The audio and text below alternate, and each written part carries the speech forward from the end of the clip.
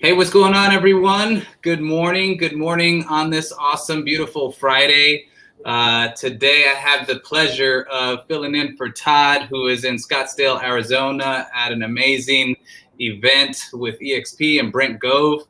I wish I could be there, but someone's got to hold the fort down. I'm Daniel Betancourt with Team Betancourt of EXP Realty, and I have the pleasure today of speaking with Danny Torres.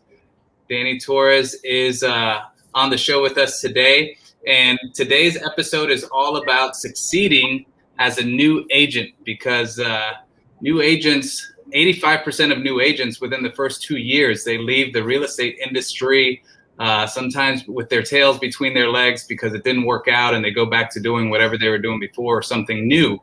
And so our special guest today, Danny Torres, it hasn't been in real estate that long, and he had a really great first year. He's in his second full year of real estate, and he's crushing it. So welcome to the show, Danny. Thank you, Dan. I appreciate you having me here. How's it going, man? Danny and Danny.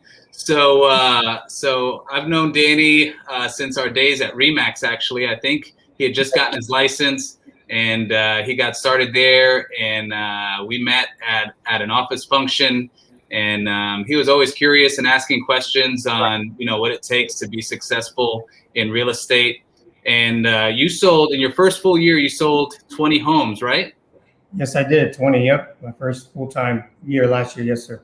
Yeah. So 20 homes. And how much effort did it take from you to do that in your first full year?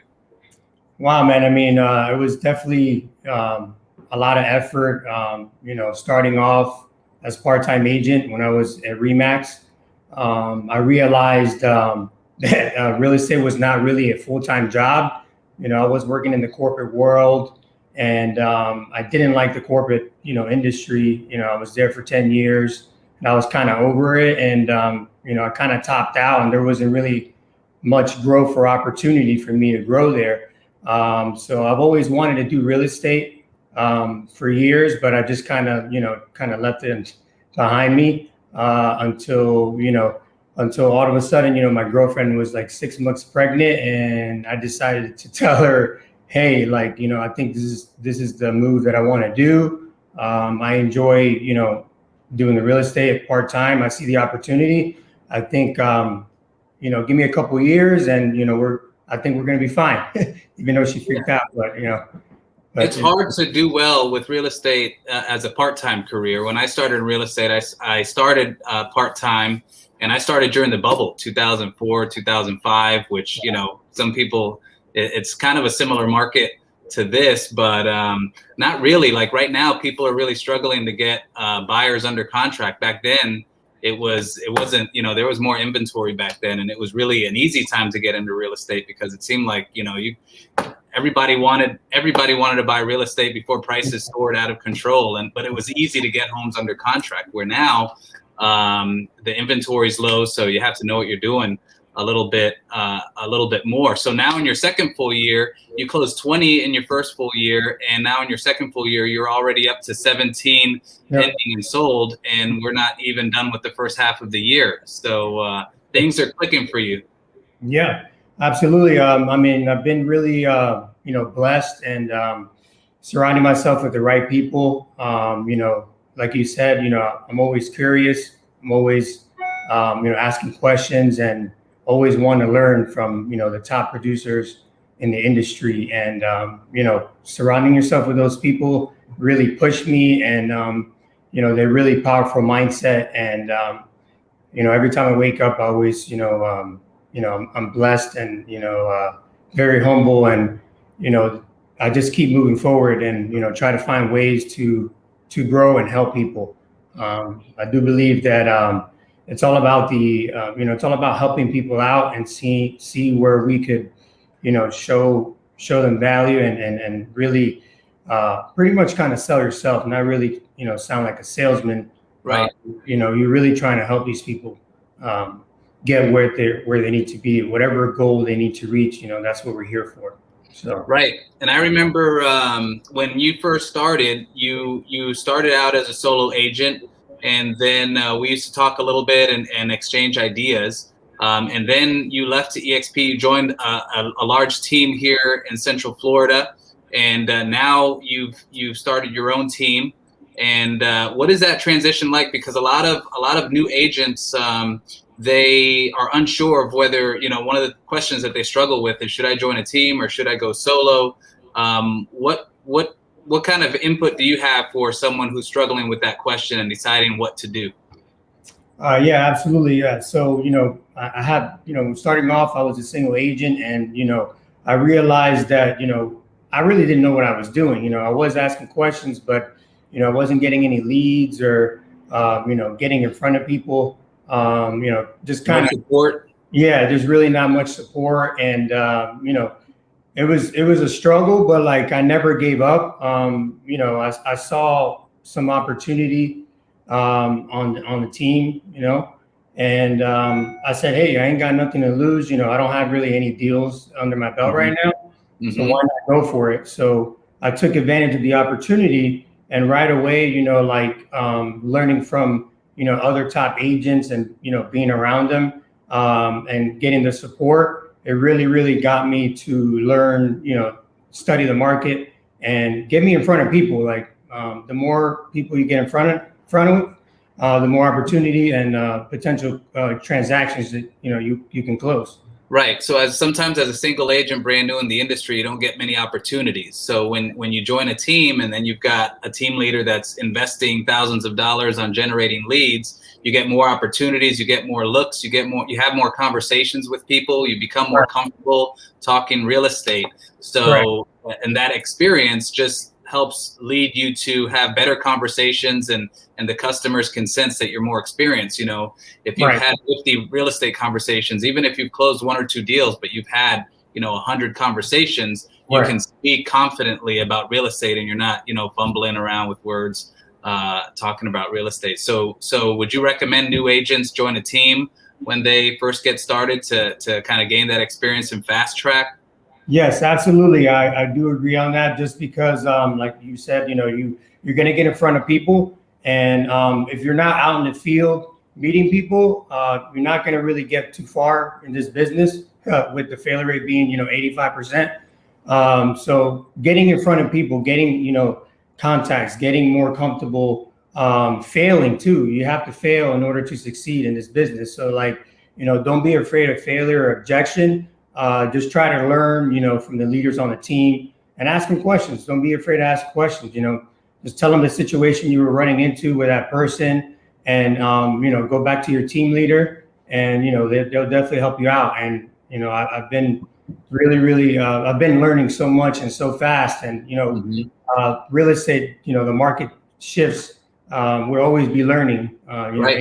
So we continue to learn as we go. And when we struggle, that's when we come across, you grow. Yeah, you grow from that. On our team, we do a daily huddle. So in our daily huddle is an opportunity for everyone on the team to share, what struggles they had the day before, because we do it every day. So they can share what struggles they experienced the day before. We can share successes that we had the day before. We can ask questions. So every morning is kind of a learning experience, and everyone on the team learns from each other's experiences. Because if you're on the huddle with 3 or 4 or 5 other agents and they're struggling with something that you haven't experienced yet, you're getting that experience from just having that conversation, accountability, and support.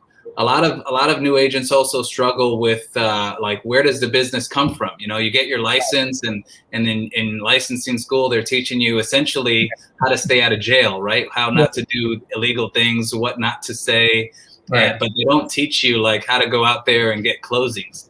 So a lot of new agents, they get their license and they're like, all right, I'm going to do it. And I remember when I first got my license and I became a full-time agent for the first time, I remember sitting at a desk thinking, when's my phone going to ring? I put an ad in the newspaper, and while I was part-time, the phone would ring while I was doing other things. So I was excited about it, and the phone would ring, and I'd take the lead. And then when I quit my job, then it seems like it takes forever for the phone to ring. I'm just sitting there like, when's my phone gonna ring? Like, where are the people reading those ads? Right. So I started reading books. I started reading the Realtor magazine articles. They're really informative. You know, we get here locally, we get the Orlando magazine, we get the Florida magazine, we get the National Realtor magazine. So Right. all those magazines are packed with a lot of good ideas and inspiration. Especially if you're trying to go solo and you don't have anyone to lean on. You have to figure out like how to learn what's relevant today, and those magazines are pretty good. But a lot of agents, they read or they hear, I gotta call FSBOs, I gotta do door knocking. When in your first year of closing 20 transactions, what strategies did you use to get business? A couple strategies. The first thing I was doing is my sphere of influence. I do know a lot of people here in Florida. I've been, living in Florida over 20 years. That was the first thing, is to, go on Facebook and, kind of just catch up with some old friends. It could be somebody you went to school with, or, I used to play baseball in high school, and just kind of catch up on a personal note and, ask them questions like, hey, how you doing? No pun intended. Yeah, exactly. Like, kind of catch them off guard and just kind of start a conversation to see, how they're doing, like how their family are doing. And then just asking them, hey, look, by the way, once you ask them those questions, they're going to ask you what, how you're doing. And then that's when you tell them, hey, look, I just got my real estate license a couple months ago, and, I'm kind of struggling here, but, my goal is to help, XYZ amount of families, for the rest of this year. Is there anybody that, that I can help? And if you start asking those questions, maybe to 10 people a day, you will get eventually a yes. So and people want to support their friends. Like you're calling your friends and they want to see you succeed. And you touched on something, you kind of like glossed over it, but you said, I want to help XYZ families. So just the fact that you have that in your mind, that means you've set a goal. So that, I think, speaks to the importance of setting a goal of what's your first year going to look like, and actually taking the steps to accomplish that goal. Because they say, like, if you have no goals, you have no destination. It's easy to get there. Like, you get nowhere because you have no goal, you have no direction. So I also remember when we would do some of those office meetings, and we would be talking, and you'd be picking my brain about stuff, and we would talk about things, and then like within a day or two, I'd see you out there implementing. I saw you all over social media. You were in all of these like rental groups and taking action. So many people, it's one thing to ask good questions, but what really causes you to have success is by implementation and speed of implementation, and actually taking action on the tips and advice that you get from top producers. So I remember you were doing a lot in the rental sites. How did that like end up paying off? And tell me a little bit about that. Yeah, so it's a funny story, because my very first transaction was a rental at RE/MAX, and it was a walk-in. Somebody walked in the office, and I was working, late that day, and they wanted to see a rental downtown. So I set up the appointment, and they ended up getting a rental, and I think it was like maybe a $500 paycheck, very small. But I actually 2 years, 2 years after doing the transaction, I still followed up with them. I put them in my database, and then I just kept following them every once in a while. And that same customer actually called me, not too long ago, and I actually just sold them a piece of land in St. Cloud. So you never know, that first person could really grow your business. Could refer you to other friends and families, and that one rental turned into another transaction, and it could be turning into more transactions later on. So it's all about the relationship. Right. So I've been in real estate 17 years, and I can tell you that this person did this second transaction with you, And over the course of your real estate career, they might do another 3 or 4 with you in the future. So, you know, every contact that you make and every relationship that you make with people out there, I mean, it's great to build relationships, because even if that person never buys anything from you, they'll remember you as a resource, and they might have a family member or someone that they would recommend to you. And you touched on 2 really important things: having a CRM, by inputting that person into your CRM, your consumer relationship manager, and staying in touch with them. That's the other thing. Like, it's one thing to have a real estate conversation and then forget their number, forget their name, and never have that conversation again. Like, that has a little bit of value. But to stay in touch with that person, you're just going to keep adding to the prospects of doing business with that person over and over if you have a system for doing that. So a lot of new agents, they don't even know what a CRM is, never mind like actually using it. And so that's awesome that you've been doing that. Another question I wanted to ask you was, agents sometimes when they're in the school and they're talking to other people who are getting their license, or people who have had their license, or people that used to sell real estate but, you know, got out of it for a year, like they're in their ear about splits, and like just talking to them about, you know, splits and get 100% and don't let anybody take your money and all this kind of stuff. What kind of advice do you have for new agents who are thinking about that question before, you know, they go out there and find their real estate broker? Yeah, so my advice to them is, you know, once you get your real estate license, do not worry about the money first.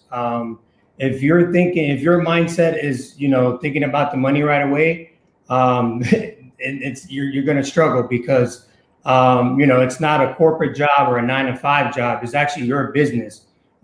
Any small business owner, you know, you got to start from the ground up. So, you know, that 100% sounds good. Don't get me wrong, but you got to really, you know, reach out, talk to a broker that's actually going to provide you the tools, you know, the database, the CRMs, the coaching, and then later on, you're gonna realize all that training that you had and all that, you know, getting all the tools that you need to build your pipeline, to build your business. That's going to pay off at the end. So I think that's a good advice for new agents, is don't think about the money. Don't think about the short-term, you know, paycheck. If you really want opportunities, the opportunities and the relationships and getting in front of people is going to get you more transactions. You mentioned something that I haven't really thought of, because if someone's coming from like a corporate world and they're used to, like, when they're going for a new job, their focus is on like, how much am I making per hour, or how much am I making per week? So when you start real estate, your mind is on like this numerical number. Whoever gives me the biggest number is the most attractive. Like when you're looking for an hourly job, someone offers you $15 an hour, someone else offers you 20, it's a no-brainer.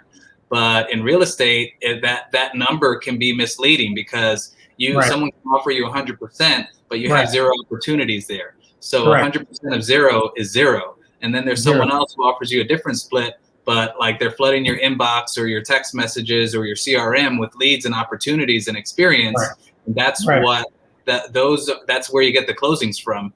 And what's most important is building relationships long-term, staying in touch with those people, and having closings. Like, everyone is in real estate to help people and also to get paid for the work that they're doing. So with no opportunities, you know, you wear that 100% with a badge of honor. But if you have no closings, you know, what's that? You can't do anything with that 100% badge. So I'm glad you touched on that. And so obviously, when you get your license, you're fresh out of school. The first thing you do when you get licensed is look for a broker, right? So how did you handle that? And I know obviously you're with EXP, and this isn't an EXP commercial, but you ended up joining EXP. So what was your thought process through that whole thing, and why are you where you are now? Yeah, so actually, you know, when I first heard about the brokerage, I saw, you know, some agents like in, you know, California, and people that I follow, like Chas and J Miles, Brian Casella, they're at EXP as well. I started doing my own research on the model and, watching the videos myself. And, it was very interesting. I didn't understand what it was about, but it was very interesting. And then, there was a big shift a couple of years ago with top producing agents going over there. So that made me do even more research. And I was like, well, if these agents are, top producing agents, top, they're brokers, top teams, then, there might be something, opportunity there that's going on. So like, I did more and more research and I went to an event. It wasn't an EXP event. It was just like a coaching event. And, I met, that's where I met my sponsor. And, we were just catching up and, I was like, hey, I really don't have anything to lose. Let's go for it. Worst case scenario, I could go back to my old brokerage and, I made the move and it's been the best move I've ever made so far. So yeah. You moved over before I did, so that was cool. But I was thinking about it and on the fence for a couple of years before I finally moved over, and 100% no regrets there. Right. I know you have some tips that you want to share. You came up with your top 8 tips for agents who just got licensed. So if you would share those tips with us, and this should be good. So if you're watching, you're new, you might want to take some notes. Yes, sir.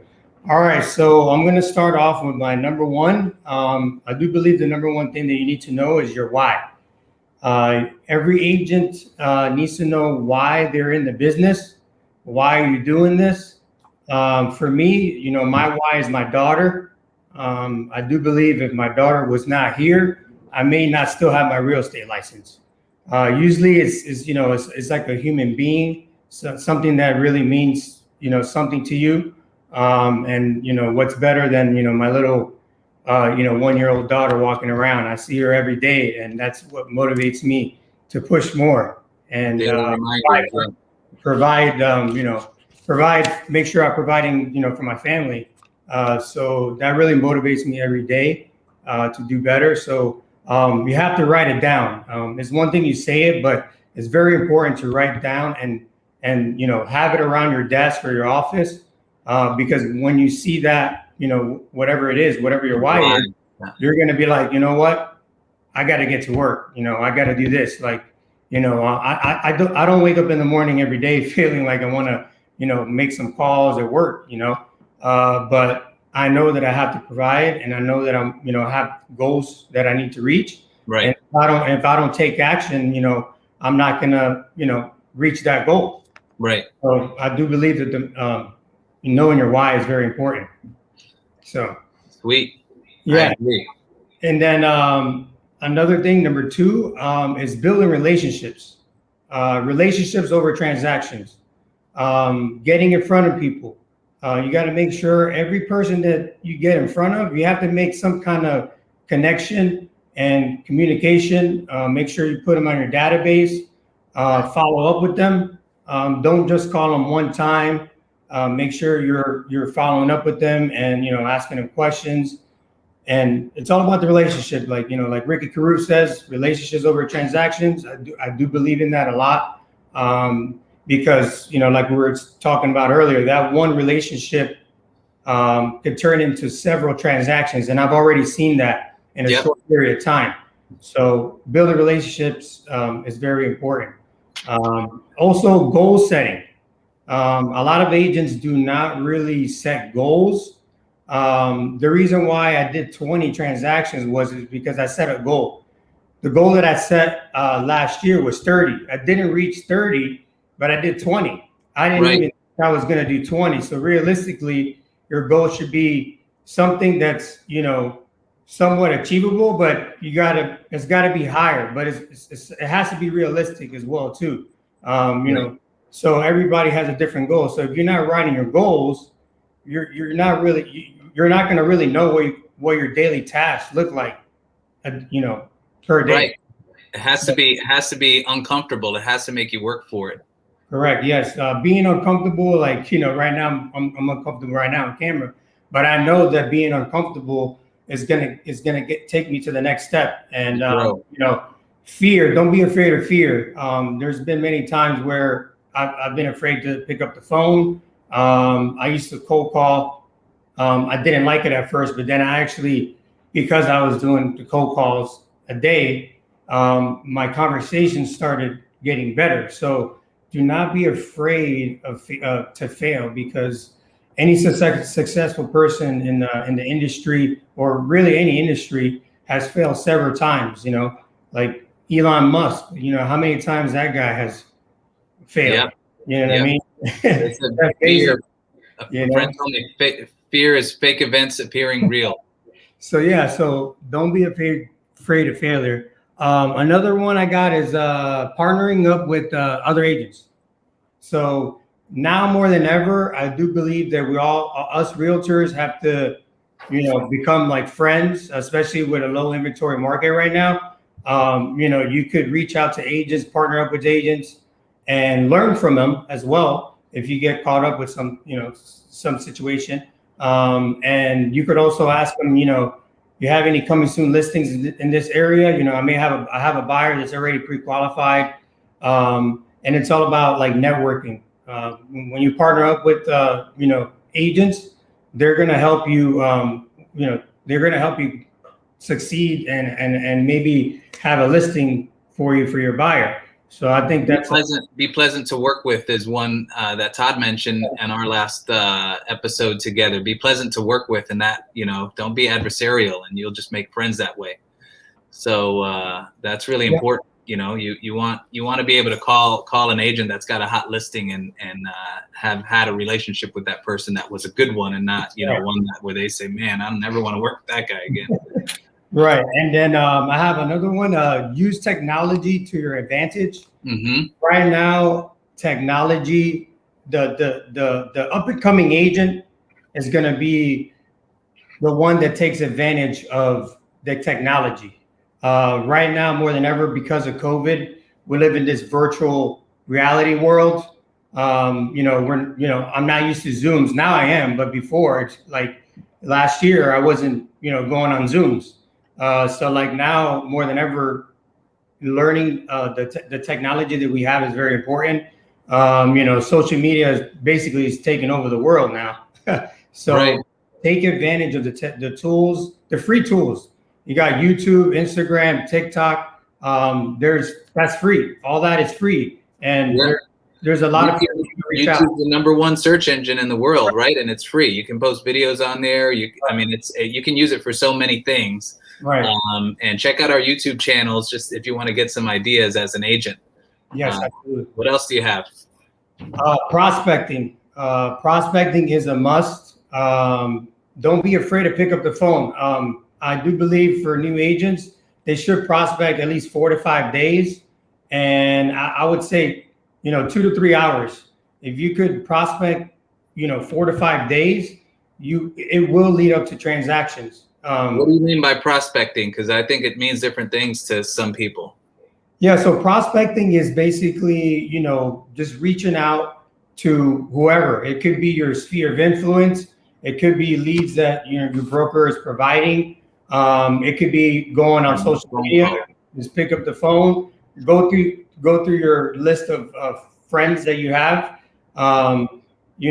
Social media is another way. Doing video. Doing Zooms, you could do Zooms, role playing.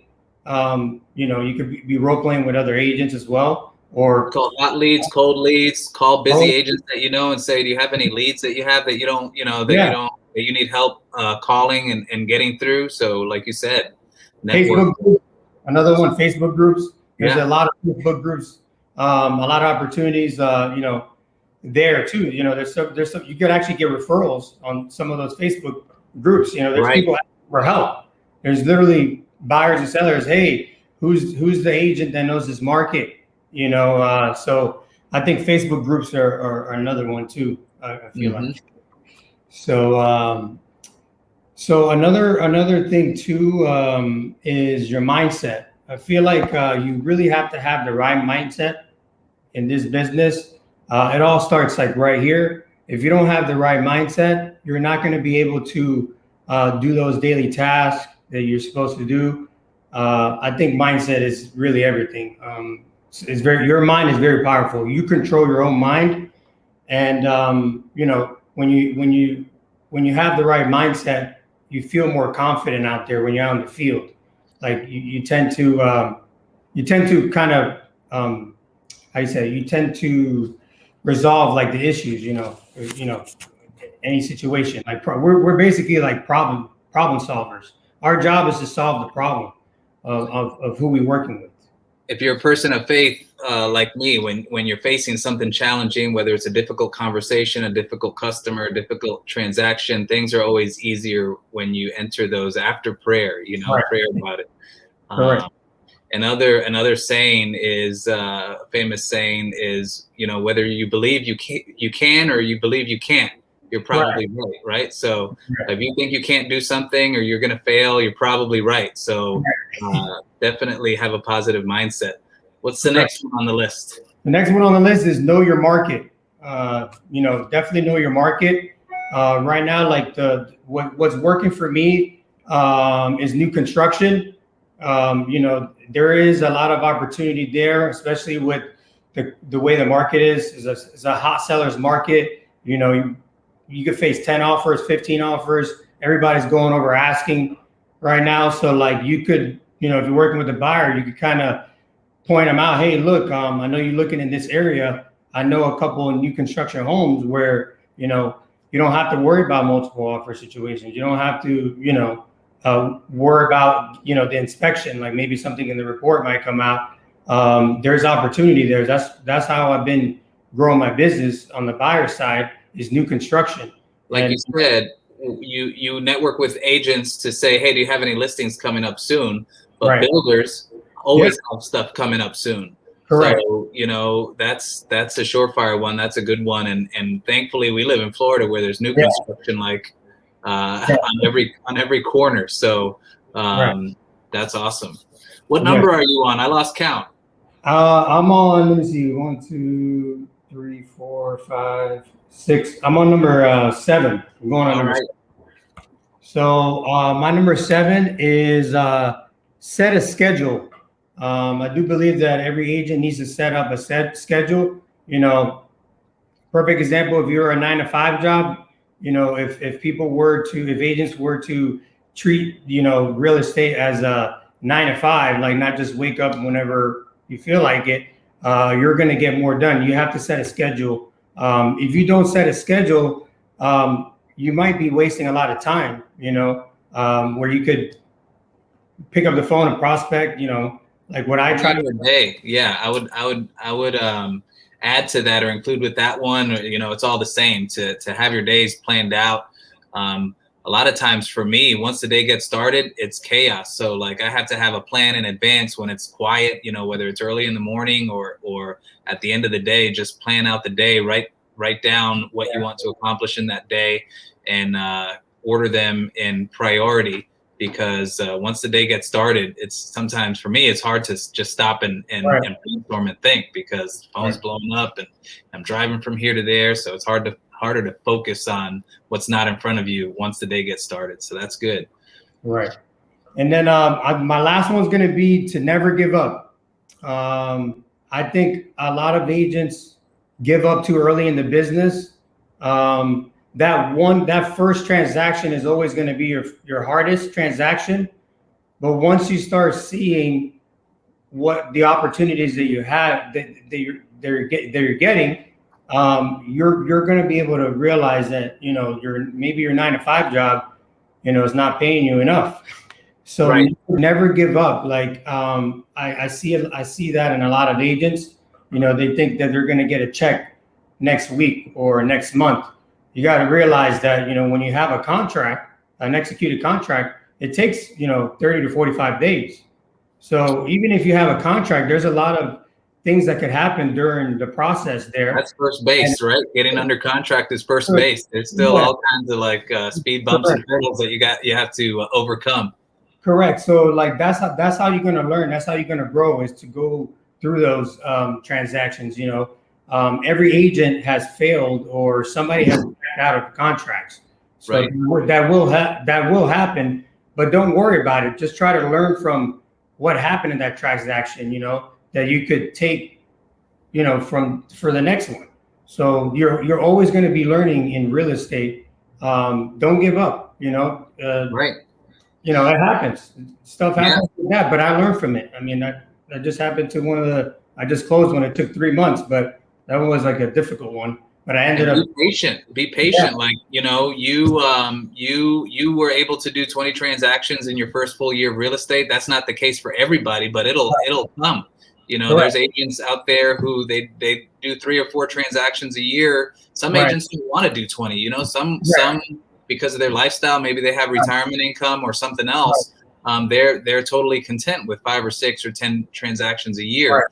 But it's not. It always looks easier than it actually is. But be patient, and it's an amazing career. I've been at it for 17 years, and so if anyone has questions about any of these things or they want like some advice, how can they reach you, Danny? They can reach me. My contact information is, I'll give you my number, 407-782-4013. I am the team leader of the Empire team at eXp Realty. I do have a Facebook business page. Just type in Empire team. I'll be happy to help you wherever you're at. It doesn't matter what brokerage, me and Dan or anybody, any of my team members, that may be able to help you out as well. So I'm your resource here. I love to help agents. That's the reason why I created a team, is to try to help that number go up, that 85%. I want to help the failure rate in real estate. So I do see the struggles. I've struggled before, but I'm here to help you whatever you need. So. Yeah, that's awesome. And anyone watching this, you can submit if you're struggling with anything. You can submit questions here to the show, Agents Who Win, to Todd, myself. We'd all love to hear from you. We'd all be happy to help you all with any struggles that you're dealing with. So, Danny, we have work to get to today before the weekend. Sir.